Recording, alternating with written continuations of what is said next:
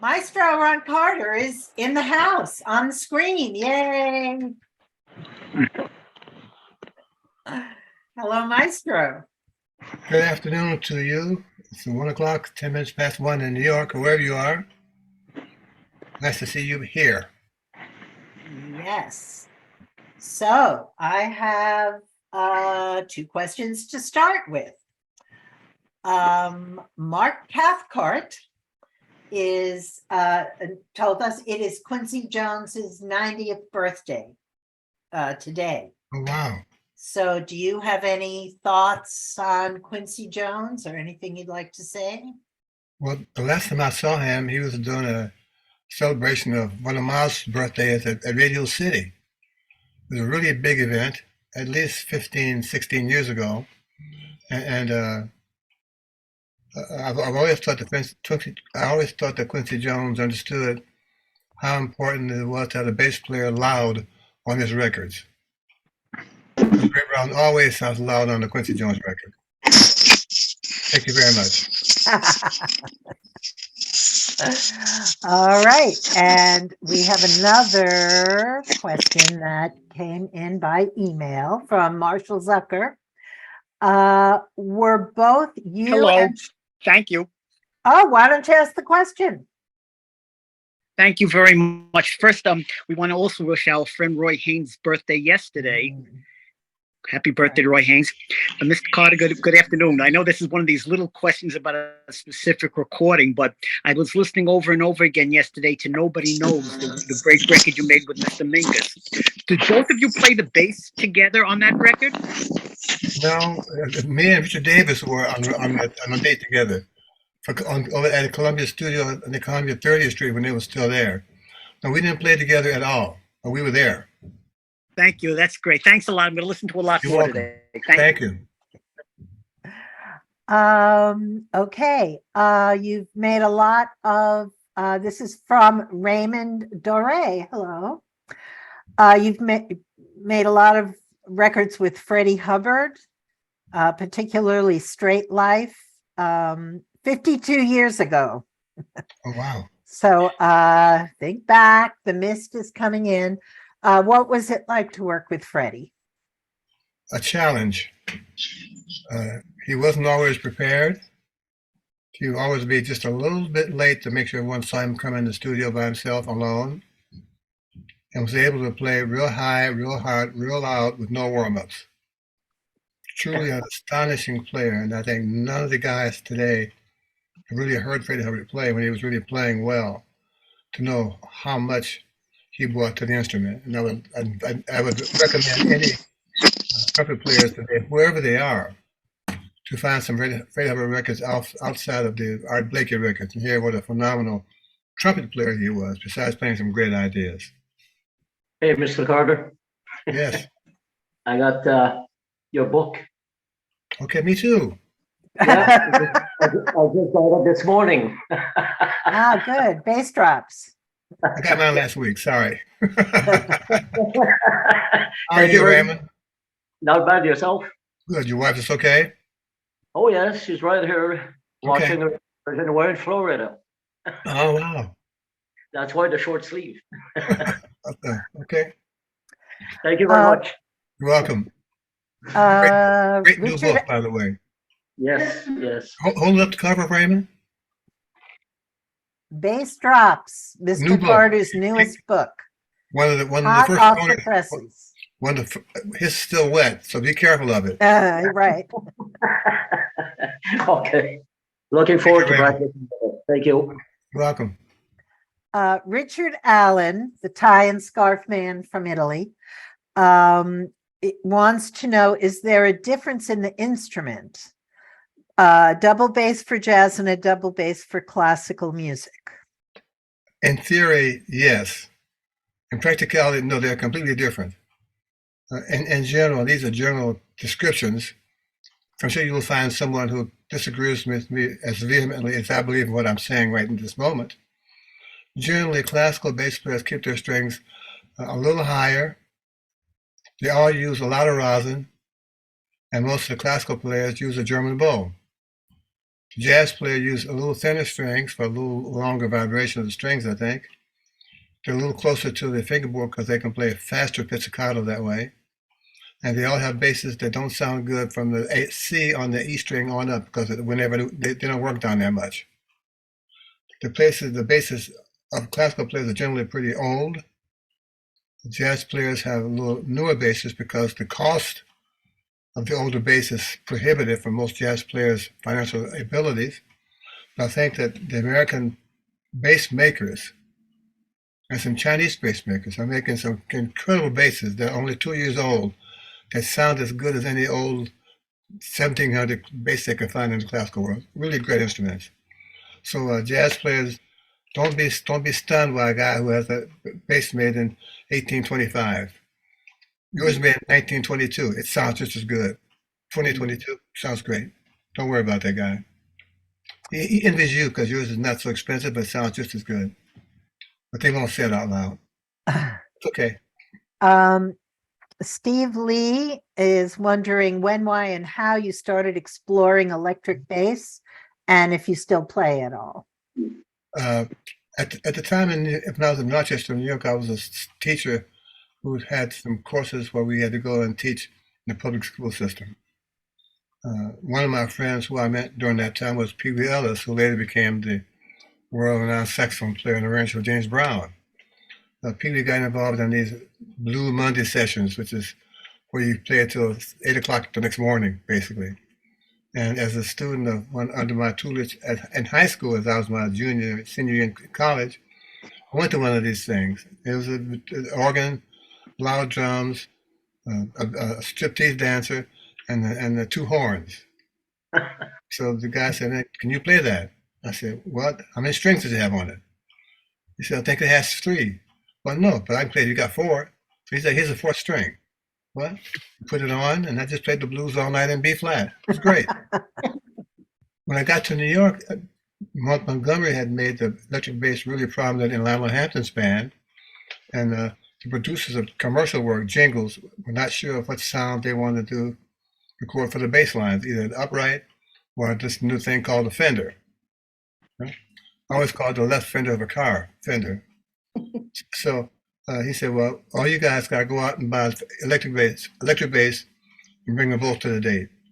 So for about 5 months in New York, every upright player who didn't know what it was went out and bought 1 or 2, hopefully smaller, lighter electric basses to make the dates at the jingle factories and jingle studios, because the producer, one, didn't know what he wanted, and the engineer didn't know how to record it. Well, they kind of figured it out, and here we are. You have Steve Bailey, you have Nathan East, you have Victor Wooten, all those guys, Stanley Clark. They're kicking ass. Good for them. I'm still playing B flat. Matt Courtney wants to know, might you be a record holder for the best use of time in the studio? Do you recall the most songs you have recorded in one day? No, I can think of maybe probably the most one takes in a day. I know. Okay. I'm inclined to think, speaking of one takes, this yesterday I was talking to a fellow musician, and we were talking about alternate takes and how many records come out. Unfortunately, if the person deceased, they have these new packages of unrecorded, unissued, pre-recorded. John Coltrane had about 3 after he passed away, and I'm sure that our friend Wayne Shorter will have some issues of unrecorded stuff coming out soon. One of the reasons I never, of the records I was the leader of, never did second and third takes, because I knew that I was giving the company a free record. I had no way of erasing it. If we didn't use it, we never erased it, Secondly, my general feeling, and again, here we go with this, someone playing the devil's advocate. After you get past the second tune, the takes kind of go downhill. My feeling is that the first take is for the music, and the takes after that are for my individual sound, saxophone player, my individual sound, trumpet player. I mean, we get real personal in our input to the date because our point we think is more important now because we heard it twice. I think that hasn't been really successful, and if you guys are honest about it, they will know that the first two takes are always killing, and the others are downhill, killing me softly, quieter, longer. Thank you so much, Maestro. Welcome. Nina O'Donnell says, hello from Ecuador. Hello. Wow. You have played so many different kinds of music. Do you have a favorite genre? Yeah, it's called good. Yeah. Okay.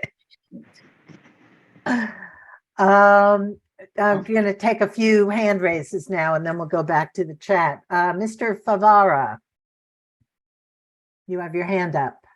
Speak. You can unmute now. You 1 second, I'm a little slow. Can you hear me okay? Uh-huh. Yes. Hey, Ron, I hope your back is doing well and you're doing well in PT. I'm doing it religiously. Thank you very much. You're welcome, sir. My question is, with the passing of Wayne Shorter, could you tell us a story, maybe a favorite story of how you interacted with him? And, you know, I know you guys are so close. Could you share a little bit about that with us? And it would mean a lot to me. I will tell you a Wayne Shorter quote. It says a lot about Wayne's humor and his quickness of, what's the right word, of lightening up a tough situation. He was doing a master class at some point with saxophone players. At the time, the person who was the rage was Michael Brecker, who played a lot of notes. And it was okay because that's Michael Brecker, so to speak. After one of the sessions, Wayne was walking down the hallway and one student accosted Wayne, you know, Mr. Shorter, Mr. Shorter, Mr. Shorter. And Wayne didn't quite know what to say to this young man, but he didn't punch him. He didn't curse. He just kind of stopped in his tracks. And the guy said, well, I'm playing saxophone and I want to know, how can I get better? How can I get better? So Mr. Shorter said, well, look, go outside and find something called Mr. Half Note and say hello to him. That's Wayne Shorter's story, and me. I enjoy that Wayne's humor, his willingness to make the tense situation disappear because of his seeing the world as not always grim and with a black cloud over his head. You know, Right. Wayne was a fantastic writer, and I'm fortunate enough to say that I made some of those records he's on, and that he left his mark forever on his compositions. So I'm sure that we'll be able to listen to Wayne Shorter way past our bedtime every night. I do. Thank you, sir. You're welcome. Mr. Starks. Hey, doctor. Hey, Jay, what's up? Oh, I'm good. I'm good. This is a question as far as health and exercise, because I know you have trainers and you exercise. Yep. And I need to get back at it. The importance of exercise, because you look like a young man from the back because you stand really upright, because I know from the exercise it keeps you strong. So what for longevity, what's the benefit that you've gotten out of exercise? I think three things, Mr. Starks, and please pass my love to Mr. Fleming when you talk with him again. Yeah, I will. The first thing exercise gives you is physical discipline. That means that if you're lifting weights, you got to lift them up the same way night in and night out. And I relate it to the bass is that when you put the left hand in a certain position, because you're feeling the spirit, you don't do like this all of a sudden and try to grab where you can find. That discipline. Right. The second thing is all weights involved with your posture. Yeah. You got to know how to pick up the weight. Otherwise, you get injury, and of course, the lack of discipline in making you pick it up correctly, it hinders the exercise that you're aiming to do. Yeah. So, because I know how to carry the bass correctly, I trust that when I pick it up, I'm picking it up carefully. And I think the very last thing, Mr. Starks, is that one thing that I've always done is eat very carefully. You know, I will miss a meal if I only have Burger King available to me, or Mickey D. I think they're not good for your health, and in the long run, I tell guys, my students who want to know what to do on their first road trip, I tell them after the gig, if I can go home, go to the hotel, go hang out, get some sleep, get up the next morning, have a really, really good breakfast. So maybe your first and only meal of the day. And thirdly, take a power nap whenever you can. Okay. All right. Thank you. I'll tell Herman Smalls you said hi also. Please, thank you. All right. Okay. Brenda Seiler, you are asking about Maestro's upcoming gig with conversation with Dr. Cornell West. That is on March 27th. Not a problem. With the Actors Studio. And Simone, could you find that link and put it in the chat? It's free. Absolutely. Thank you, And Penny. it's it's from the Stella Adler acting studio, and Maestro and Dr. West are having a conversation about form and freedom in art. So thank you for clarifying that. I don't know. No problem. We got Thank a you lot for of news clarifying. shooting out of here all the time. It's easy. I Even know, we get and- confused sometimes. And CBS did a wonderful feature this past Sunday on the Actors Studio. So that's perfect. But Maestro, are you going to be returning to DC for the DC Jazz Fest? They just released a partial lineup, so hoping that maybe we'll see you again here in the area. I had a great time, except I couldn't find a restaurant to eat in after the concert. You need to check me out because I do restaurant reviews as a part of my coverage for the newspaper. I'm gonna start. I mean, I'm missing the meal for a whole year till I see you again. Come on. Oh, well, it's in August, but regardless, whenever you're in this area, I do restaurant reviews, so I'm happy to turn you on to a couple of things. Okay. What's your question? That was my question. If you were coming back to perform at DC Jazz Fest between August 30th and September 3rd this year. I'm looking forward to seeing Willa Jenkins because I love him. He's a really great guy and a really good writer. Exactly. His book came out recently. So wonderful. I hope we can see you here. I'm looking forward to Sunny. I have some great friends on the board, so hopefully we get down there and say hello one more time. Yes, Claude Bailey is a friend of mine from college days. Okay. Thank you. You're welcome. Alton Wilson is asking, how often do you change to a new bass, or do you have to get it tuned up, so to speak? What would make you change to a new or different bass? Nothing. I'm not sure where you are on my screen. I was going to talk to you. He does not have the camera set up, so okay, that's okay. Or voice. He's calling in. Okay. Well, everyone else can hear me though, correct? Yes. Yeah. I'm careful how I answer this question because I'm not sure how he defines a new bass. Does he mean new in that it's new to me, or new in its age theoretically, as opposed to an old bass or an older bass? I'm not sure what terms he's asking, so I'll go on a limb and try to figure out what he's asking me ultimately. My answer is I've had to say I bought this bass I'm now playing in the corner back there since 1959, 1960. So all those records I'm on, it's the same bass. Except maybe 2 or 3. I've always looked around for a second fiddle. Basses get damaged like this. Someone closes the elevator on the door, the car door slams into it, you just lose a balance, stuff happens. And it's those instances when your bass is physically not available to you. But you need something else to play right then for this record date, for this gig. So I've always looked for a second bass. For you, it would be new and fit that word. And for the past 20 years, I've found what I would call a new bass.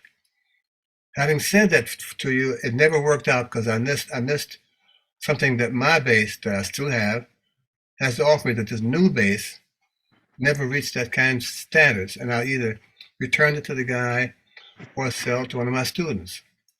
I just bought a new bass before this pandemic came in and ruined everybody's schedule about 2.5 years ago. A new bass, I think it has some potential, some possibilities, but I can't really tell till I get back on the road again and make these gigs playing this bass again. If it will be a not so new bass or not so good bass. We'll do these things again somewhere, and I'll tell you how it works out. All right. Thank you. Cherry Coltrane? Yes. Hello, Maestro. Yes. Got a question? Well, I have a comment. It's from before, about 10 minutes ago, but I was at a session with Ted Brancato that you had wow. graced us, your presence and your incredible gift of playing. And you said, well, Ted had about 25 songs, and you said, well, I'll play as many as I can. And you played 17 songs that day, down cold, all 17 of them. So I just wanted to say, I think that might be the record. Sometimes I amaze me, like then. You amazed Thank you, everyone. Thank you. Thank you. I hope I'm pronouncing this correctly. Hashima Moja, I'm sorry. I'm wondering if Mr. Carter can comment on any ways he feels an electric bass player can approach swing, even considering the differences that an upright player would face versus an electric player. I think it would help the electric player to play it from upright to understand the duration of the note. If he can understand how long his note is on the electric bass as compared to the same note or group of notes on an upright. Clearly, the electric bass has enough things it can do in adjusting the length of the note itself that upright players just don't have that capacity. The instrument itself cannot do that unless you buy some special pedals and stuff like that to make the sound longer. And I think if the electric player can understand that the beat is not just the note, Hirschema, but the length of the sound for that note. That's the beat in here. Just space. Okay. This is the attack of the note. This is the note dying. On electric bass, on upright, it goes like this. On electric bass, it goes like this. And because it's all this extra air for this beat, the swing that's difficult to come by, even with a good time like I have, it's difficult to maintain that time because the note is so long. So I think if upright players, electric bass players could just kind of pick up an upright and spend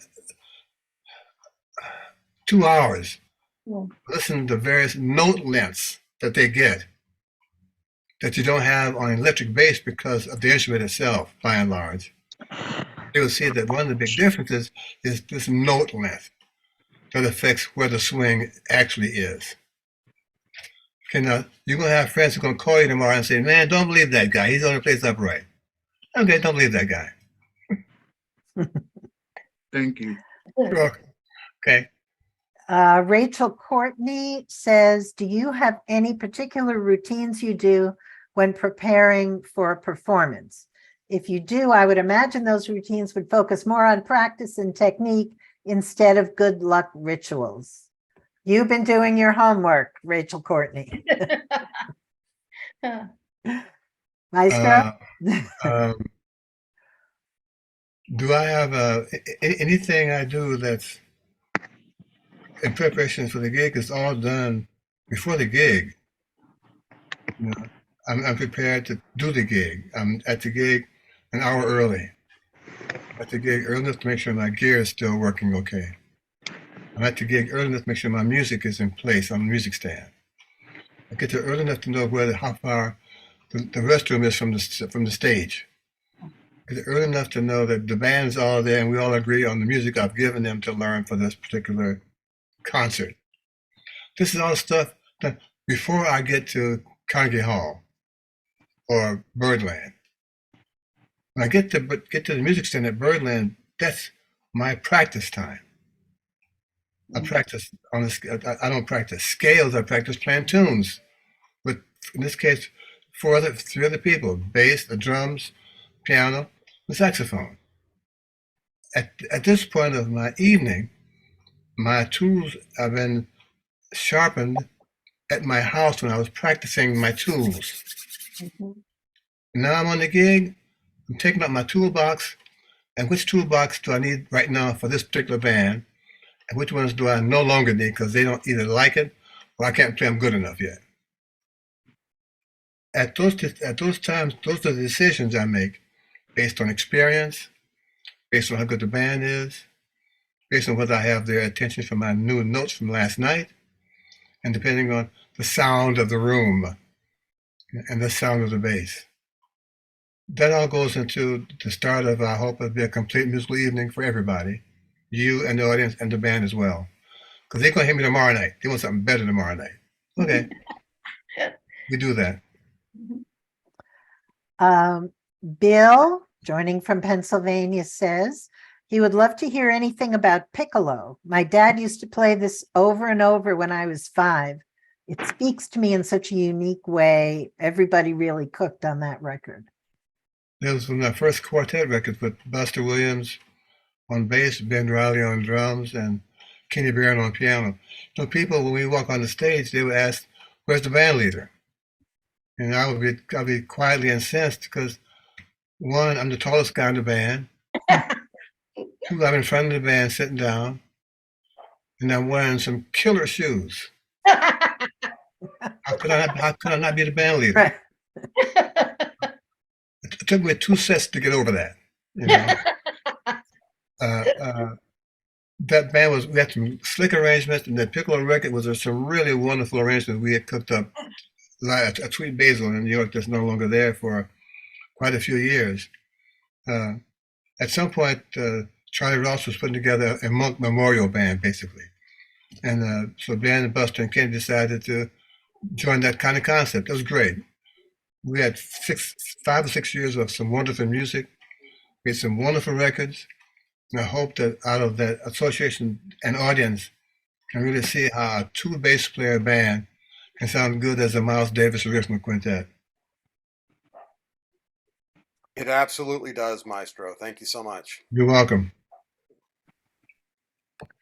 Let's do a couple of hand raises and then we'll go back to the chat. Mr. Cathcart, you can unmute and ask your question. Good morning, Mr. Carter. Thank you. You performed on 2 lesser-known social statement records in 1969 and 1970. What recollections do you have of recording Robert Shear's Night at Santa Rita and Pete Hamill's Massacre at My Lai? Those records for me are really meaningful, and you can tell I'm not American, so I heard one of those in the library sitting in a sound booth in a small town in the UK. So how difficult was it to record them as there was so little accompaniment? Those records he speaks of were written by Pete Hamill, a writer for the Daily News. He's writing about some 2 terrible tragedies for a writer's newspaper, I call them, the Daily News. And one was the massacre, the killing of the poor kid protesters at Kent State University in Ohio, and the other was the My Lai massacre of a Vietnam village by some American captain. The writer, Pete Hamill, wrote these 2 splendid articles, and Bob Thiel, who at the time owned Flying Dutchman Records, decided that these statements needed such a musical background to heighten their starkness, their reality, their emotion. So he called me and James Spaulding, who's from Freddie Hubbard's neighbor in Indianapolis. Said, "Hey guys, I got this articles from the Daily News by this guy named Pete Hamill about these 2 tragic incidents in America. Can you make some music to go with this?" And James said, "I don't know. You have to ask Ron. He gives all kind of answers." So I said, "Well, let me read the papers, and I'll see if I can find something that makes it necessary for the music. And where could it be put?" So I said, "James, trust me." I wrote a couple of quick sketches, something not elaborate, cues for the words I had looking at on my music stand. And we were off to the races. Unfortunately, James had read them as well, so he understood the direction I thought we could take as one of the choices we had.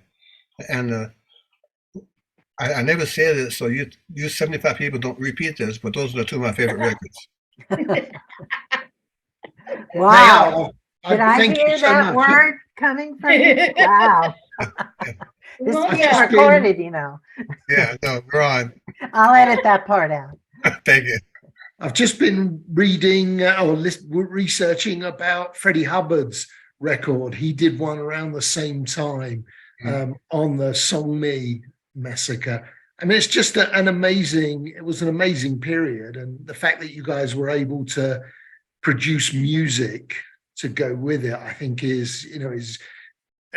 mean, just it's awesome, because when you could really hear the music as opposed to, the notes, as opposed to just, the broad sense of it. Thank you. You're welcome. I think anyone who wants to read some American history should get those two records and just listen to what was happening in the background of everything else in the world. Mr. Emmanuel, you have your hand up. Hello. It's an honor and a privilege to be able to talk to you, Mr. Carter. And well, first of all, first and please, Mr. Shorter. And the question I really wanted to ask you was, a couple of days ago, I watched the concert at Germany, Karlsruhe, 1967. And really, the main question I wanted to ask in relation to that concert was, what was the harmonic approach, or at least the instrumental approach in that period of time, second great quintet? Because at least in relation to what occurred previously, the music seemed in many cases nebulous, and at the same time very grounded in past moments of jazz history. Maybe you elucidate more in that concert, or those moments you had. Question: who was in the band when you heard that group that you just mentioned? Excuse me? Who was in that group that you heard a record? You saw a video of a concert in Europe at some point. Who was in that band? The second great quintet with Miles, Tony, and Herbie.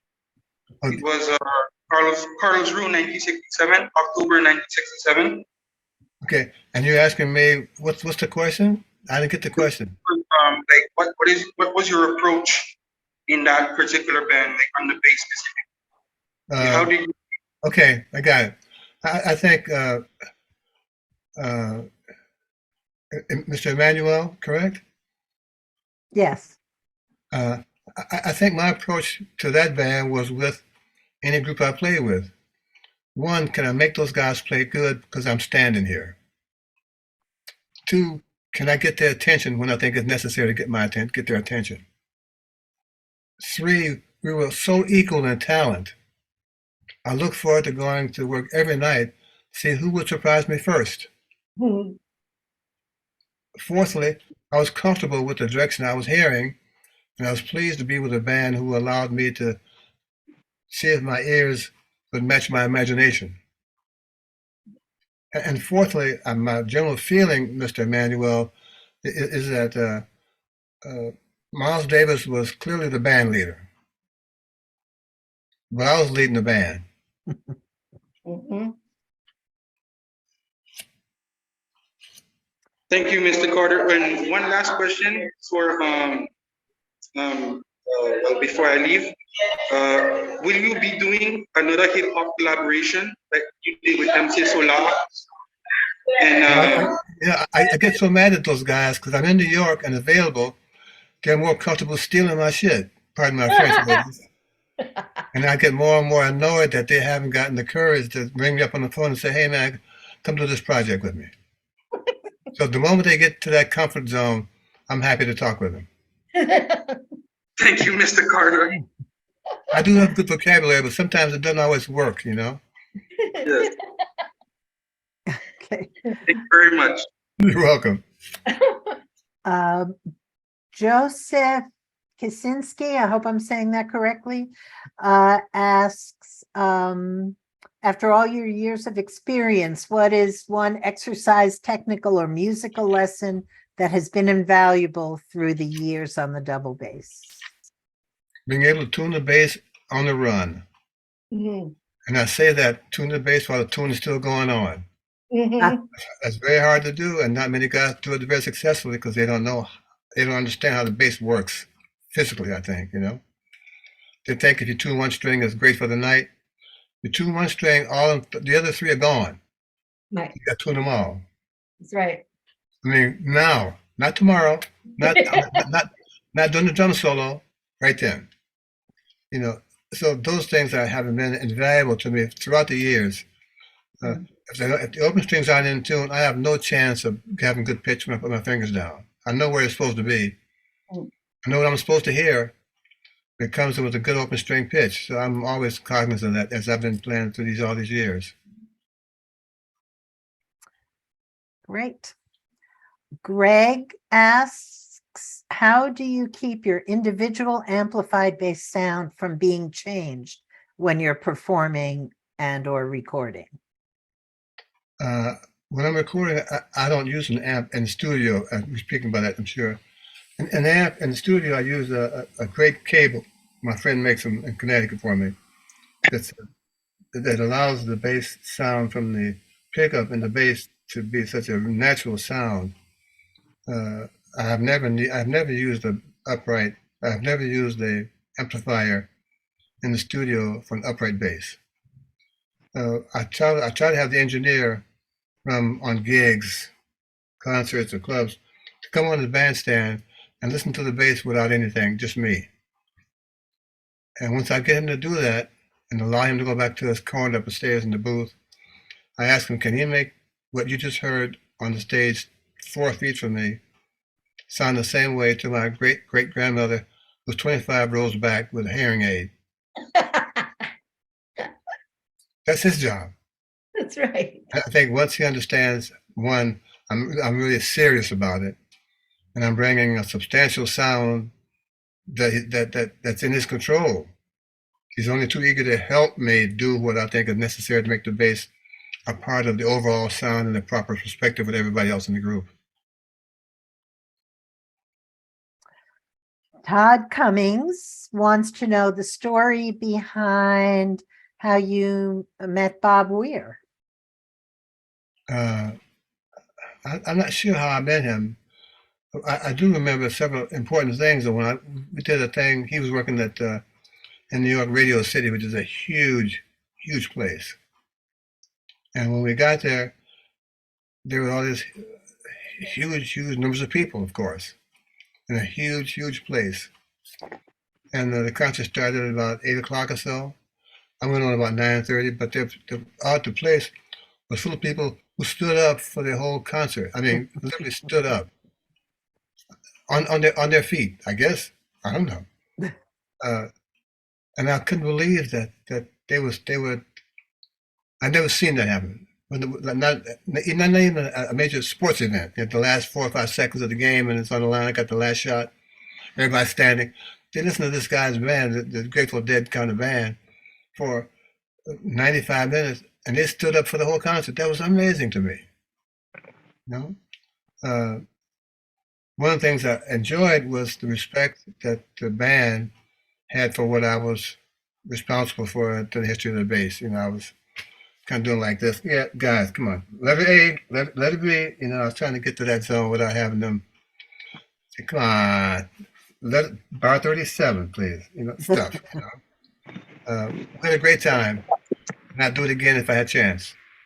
Thank you for taking my question, Mr. Carter. Appreciate it. Appreciate all the inspiration. Thank you. Got a question. Is Naomi still there? Naomi? Hello, how are you?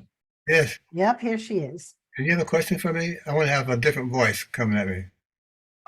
I actually was wondering, what are your thoughts on balancing the weight of both of your feet when you're holding your upright bass? Do you kind of tend to lean on the right foot a little more, try to be as balanced as possible?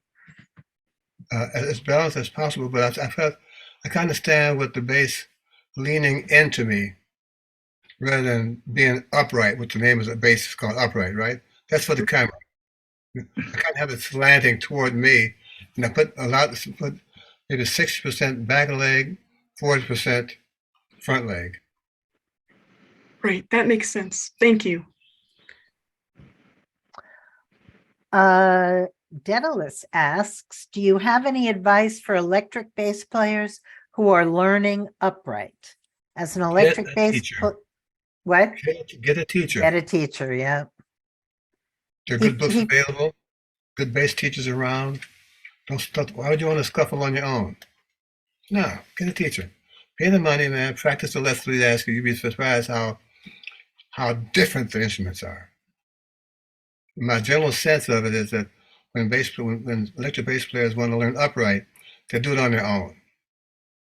You know, my experiences in talking to and teaching some electric players is that they felt that they would go to an upright teacher who can show them exactly how the instrument works right now in a comfortable environment, a lesson.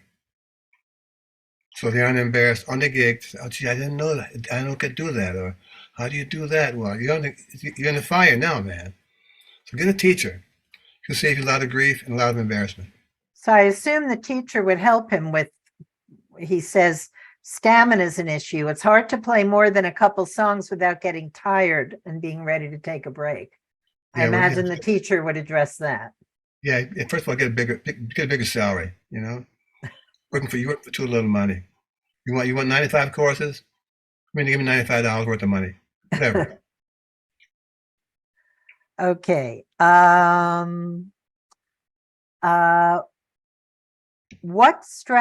Charlie Channel, what strategies or tactics should be maximized for an older musician to learn to improve competency on the upright bass?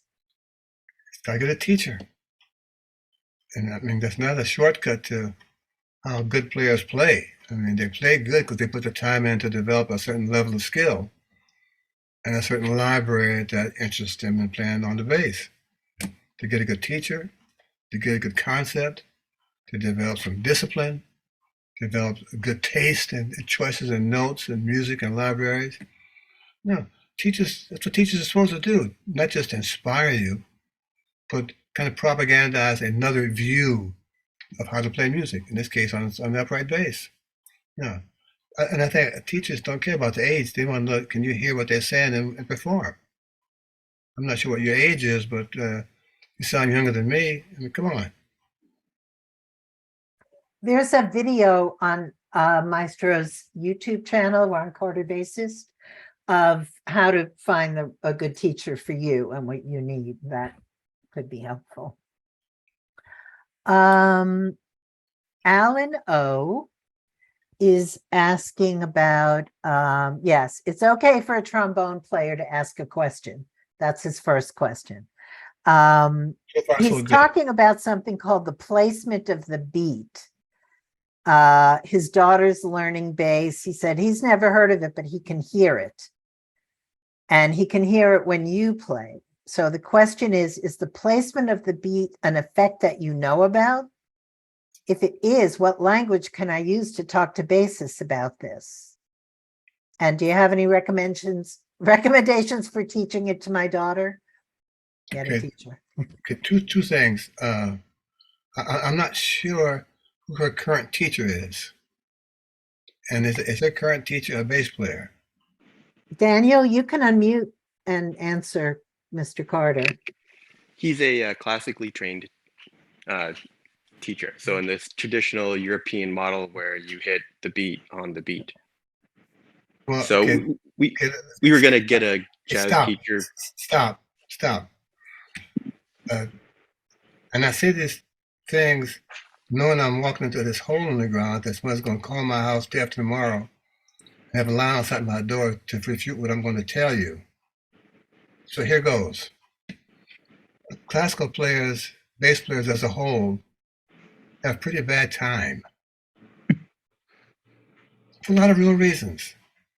You got 7 people playing the same notes. And the leader, whoever he or she is, they determine where the beat is for these remaining 7 players. So this player who's like number 6 on the list of the bass players and lined up, he may not feel that the beat is where the boss of the section is playing it. In the orchestra, you don't have that kind of discretion. That's where the beat is, he's playing it, you gotta play the beat. Secondly, the orchestra is in theory, their beat is monitored by the conductor. You know what that guy is? He's a guy with that stick sometimes and waves his arms in the air like this, and somewhere here is 1, and here comes 2, and pretty close is the end of the piece. It's a coda, you know? By and large, if you look at basically orchestra members, they really aren't getting the beat clearly from the conductor. They get the cues that come in and the cutoffs and stuff like that, you know? But by and large, he's not giving them the time.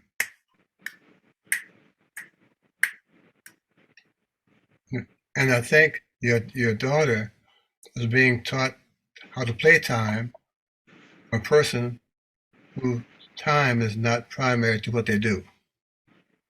And I say that advisedly, but I mean that. And in a jazz band, the bass player's job is, among other things, play time. And the better your time, the better your work. The better time you have, the more people are going to come hear you and join you in playing. I don't know about the bounce of the beat. I'm not sure if I would recognize it as it came in my house, knocked on my door. I just know I'm able to monitor the space between the start and the stop of a note. And by this space, I'm controlling the beat. You know, I like to think, what's your name again, my friend? My name is Fun. I like to think that after a gig, I'm playing with anybody, that they'll leave the bandstand with these bass footprints all over their back. Because I'm marching, you know? And I think that your daughter has to get in an environment where she understands how critical it is to be able to control the beat, whatever it is. And I'm not sure a classical teacher would give her that kind of mindset. Having said that, I'm not saying she's not a teacher. I'm saying she's getting the information she needs from another source of the information she's looking for about what time is, what it feels like. I'm not sure a classical teacher can give her, make it personal, what I can give her. Okay. Daniel says, what made you choose the bass? And do you think you chose the right instrument? And he has a friend who says, if you want to grow, you have to play with people who are better than you. What are your thoughts on that? I think the last question is in general, true. And those people who are better than you understand that you have some talent that they want to help develop, so they will tolerate you not being to their levels. And understand that here comes a guy who can maybe do something different, need with some help from us. Because our bands get to be good bands. And young players get to be better young players. I've got the first part of your question. Oh, sorry. Do you want to unmute, Daniel? And what made you choose the bass? And do you think you chose the right instrument? Okay, got it. Okay. Well, I chose the bass because I didn't think I was getting the fair share of the job opportunities that I was entitled to because I played good cello at the time. I thought that they were calling kids from the orchestra to play these musical, we call it wallpaper right now, but music for the fraternities, for the PTA meetings and NEA meetings, those kind of meetings, conferences. They would go to various school departments and ask them to provide a string orchestra or a band, something, And I thought that when it came time for them to come to my school and ask for the same thing, I never got those calls. I thought I played good as those guys and gals. How come I didn't get the call? So I look around one day and I realized that the bass player who was in the orchestra, he's graduating in January of 1955. 1952, something like that. 53. And by my math skills being really high, I subtracted and said, no, if he's gone, there's a big zero back there. Who's going to play that? And if there's only one guy left standing, he's going to be that guy. Well, I'm that guy. And I'm still working on being that guy as we speak. Playing the bass. Okay, we have time for 2 more questions. Grant is a band teacher with students around 15 years old. What could you suggest for my students on how to be able to play in a band together?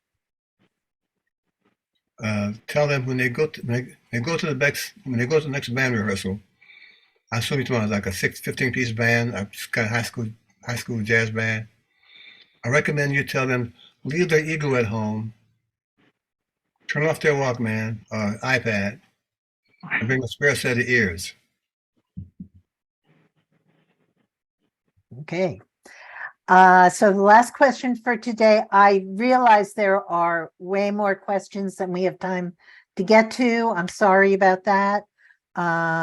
You can always email us questions and we'll get back to you, or come back next time.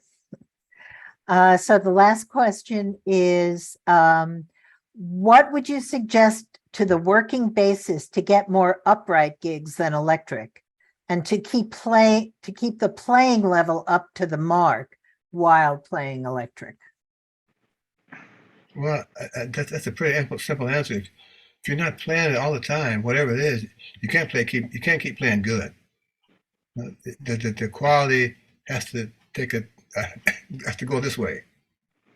You know? Unfortunately, you can't put water in a glass and stir, and there it is. You know, you got to be on the instrument regularly. You got to get some discipline, get some routines work out, get some understanding of how the instrument works.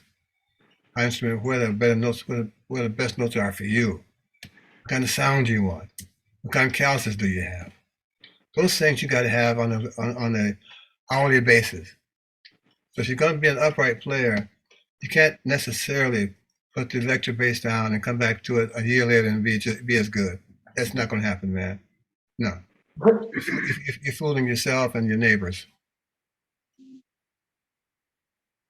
Okay, thank you so much, everyone. Again, we so appreciate that you join us in these. And we promise one way or the other, every question gets answered sooner or later. Yes, so it does. That's our promise to you. We just need a little time sometimes because there are so many. So thank you, Maestro. Thank you. And we'll see you all next time. I hope so. Thank you so much. Thank you. Thank you so much. Thank you. Goodbye.